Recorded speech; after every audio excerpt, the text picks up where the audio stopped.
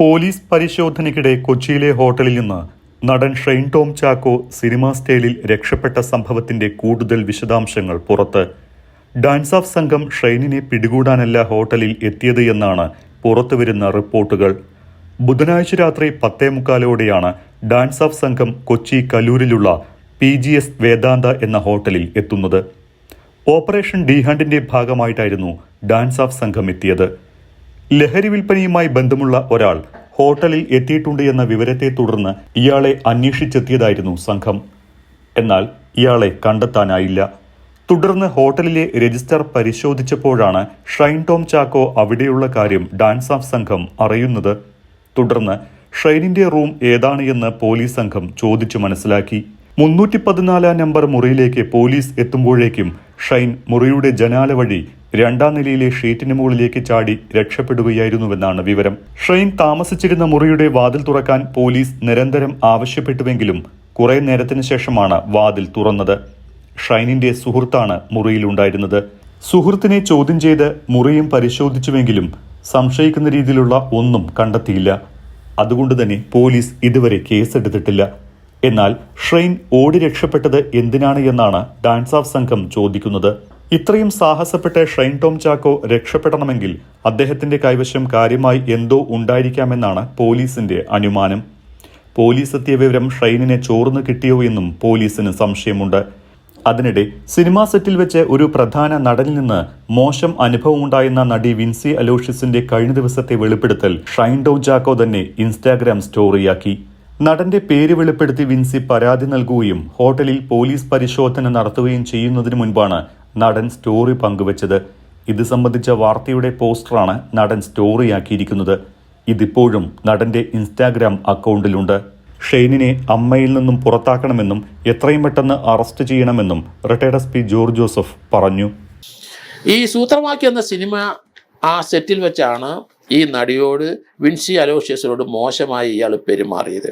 അത് Indian penal കോഡിലെ 354A മുതൽ ABCD വരെ ആ കുറ്റകൃത്യം ഇയാൾ അവിടെ ചെയ്തിട്ടുണ്ട്. അവരുടെ സ്റ്റേറ്റ്മെൻറ്റിൽ നിന്ന് അതാണ് നമുക്ക് മനസ്സിലാവുന്നത്.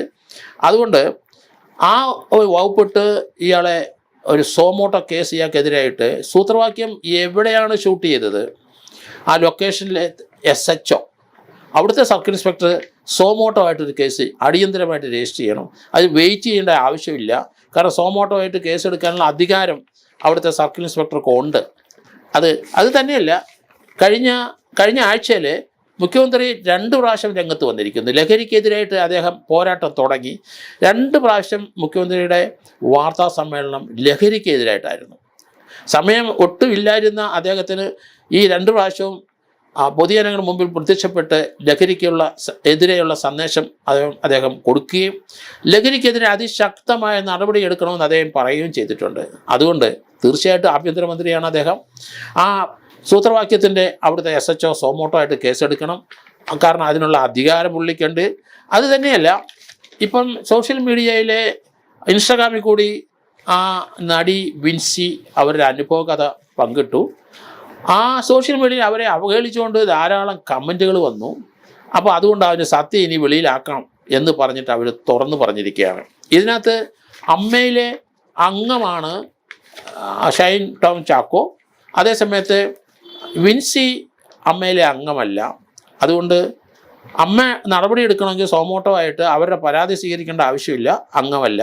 ഇയാളെ പറ്റിയുള്ള വാർത്തകൾ, ഇയാളുടെ ഓട്ടോ എല്ലാം അവർ കണ്ടല്ലോ. സോമോട്ടോ ആയിട്ട് അമ്മ ഇയാൾക്കെതിരായിട്ട് നടപടി എടുത്തിട്ട് ഇയാൾക്ക് അതിനൊരു കമ്മിറ്റി അവിടെ രൂപീകരിച്ചിട്ടുണ്ട് എന്നാണ് ഇപ്പം മനസ്സിലാക്കുന്നത്.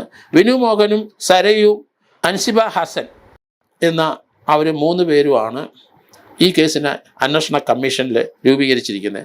എന്തായാലും കമ്മീഷൻ എത്രയും പെട്ടെന്ന് നടപടിയെടുത്ത് ഒരു 2-3 ദിവസത്തിനകം റിപ്പോർട്ട് കൊടുത്ത് ഇയാളെ അമ്മയിൽ നിന്ന് എത്രയും പെട്ടെന്ന് പുറത്താക്കുക. രണ്ടാമത് പോലീസ് സോമോട്ടോ ആയിട്ട് കേസെടുത്ത് ഇയാളെ അറസ്റ്റ് ചെയ്യുക.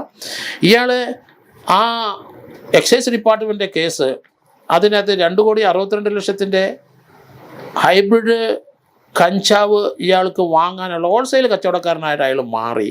അതുകൊണ്ട് ആ എക്സൈസിൻ്റെ കേസ് പോലീസിന് വേണമെങ്കിൽ ടേക്ക് ഓവർ ചെയ്യുന്നതിന് യാതൊരു നിയമ തടസ്സവുമില്ല. കാരണം എക്സൈസിന് അതിന് ഭയമാണെങ്കിൽ പോലീസിന് വേണമെങ്കിൽ എക്സൈസിലെ കേസ് ട്രാൻസ്ഫർ ചെയ്യാം. DGP റിക്വസ്റ്റ് ചെയ്ത് കഴിഞ്ഞാൽ ഇതൊക്കെ സ്പെഷ്യൽ ഏജൻസികളാണ്, എല്ലാം പോലീസ് ചെയ്യേണ്ട വർക്കാണ്. പോലീസിന് സമയക്കുറവുള്ളതുകൊണ്ടാണ് ഈ സ്പെഷ്യൽ ഏജൻസി എല്ലാം രംഗത്ത് വന്നത്. അതുകൊണ്ട് ആ കേസ് എക്സൈസ് മാത്രം ചാർജ് ഷീറ്റ് കൊടുക്കണമെന്ന് നിർബന്ധമൊന്നുമില്ല. അത് DGP റിക്വസ്റ്റ് ചെയ്ത കേസ് പോലീസിലേക്ക് ട്രാൻസ്ഫർ ചെയ്യാം. ഇവയാളെ ആ കേസിലേക്ക് തന്നെ അറസ്റ്റ് ചെയ്യാം. 2,62,00,000 ഒരു ഹൈബ്രിഡ് കഞ്ചാവാണ് അയാൾ കൊണ്ടുപോയത്. അത് സിംഗപ്പൂരിൽ നിന്ന് കൊണ്ടുവന്നിരിക്കുന്നതാണ്. അത് തന്നെയല്ല, ആ ലേഡി ഏതാണ്ട് 14 ഭാഷ സംസാരിക്കുന്ന ലേഡിയാണ്, സിനിമയിൽ അഭിനയിച്ചിട്ടുള്ള ലേഡിയാണ്. അവർക്കിപ്പം ഈ ലഹരി കച്ചവടമാണ്. അവരുടെ ഡ്രൈവറെയും കൂടെ അവിടെ നിന്ന് ഇങ്ങോട്ട് കേസ് ട്രാൻസ്ഫർ ചെയ്ത് കഴിഞ്ഞാൽ, പോലീസിന് ആ കേസ് എടുത്തു കഴിഞ്ഞാൽ അവരെ ശിക്ഷിപ്പിക്കാൻ സാധിക്കും. കാരണം സിനിമാ രംഗത്ത് ഇത് സപ്ലൈ ചെയ്യുന്ന ഒരു പ്രധാനപ്പെട്ട വ്യക്തിയാണ് ആ ലേഡി. അതുകൊണ്ടാണ് ഞാൻ പറയുന്നത്, അതിന് നല്ല തക്കതായ ഒരു ഇൻവെസ്റ്റിഗേഷൻ അതിനകത്ത് വേണം. അതുകൊണ്ട് എക്സൈസ് ഡിപ്പാർട്ട്മെൻറ്റ് അത് പോലീസിലേക്ക് ട്രാൻസ്ഫർ ചെയ്യുക, അല്ലെങ്കിൽ DGP അവരോട് റിക്വസ്റ്റ് ചെയ്ത് ആ കേസ് ഇങ്ങോട്ട് ട്രാൻസ്ഫർ ചെയ്യുക. കൺസേൺഡായ ക്രൈംബ്രാഞ്ചിലെ ഏതെങ്കിലും ഒരു SP അത് അന്വേഷിച്ചിട്ട് ഇയാളെ എന്നേക്കുമായി മലയാള സിനിമയിൽ നിന്ന് പുറത്താക്കണം, ഇയാളെ ശിക്ഷിപ്പിക്കണം. കഴിവുണ്ടെങ്കിൽ ആ കേസ് കിട്ടിയാൽ ഒരു 20 വർഷം ഇയാളെ അകത്തിട്ട്, ഇയാൾക്ക് ഇപ്പം 40-40 വയസ്സായെന്ന് എനിക്ക് തോന്നണേ, 10-60 വയസ്സ് വരെ അവിടെ കിടന്നോളും. അതുകൊണ്ട് കാരണം കൂടുതൽ 2 കോടി അല്ലെങ്കിൽ 62,00,000 ഹൈബ്രിഡ് കഞ്ചാവ് ഉണ്ടെങ്കിൽ ക്യാപിറ്റൽ പണിഷ്മെൻറ്റ് കൊടുക്കാമെന്ന് പറയുന്നുണ്ട് NDPS ആക്റ്റിൽ. അതുകൊണ്ട് ആ നടപടിയിലേക്ക് നീങ്ങണം. അതുകൊണ്ടാണ് ഞാൻ പറഞ്ഞത്, അത് പോലീസ് ആ കേസ് ടേക്ക് ഓവർ ചെയ്യണം എന്നാണ് എൻ്റെ അഭ്യർത്ഥന.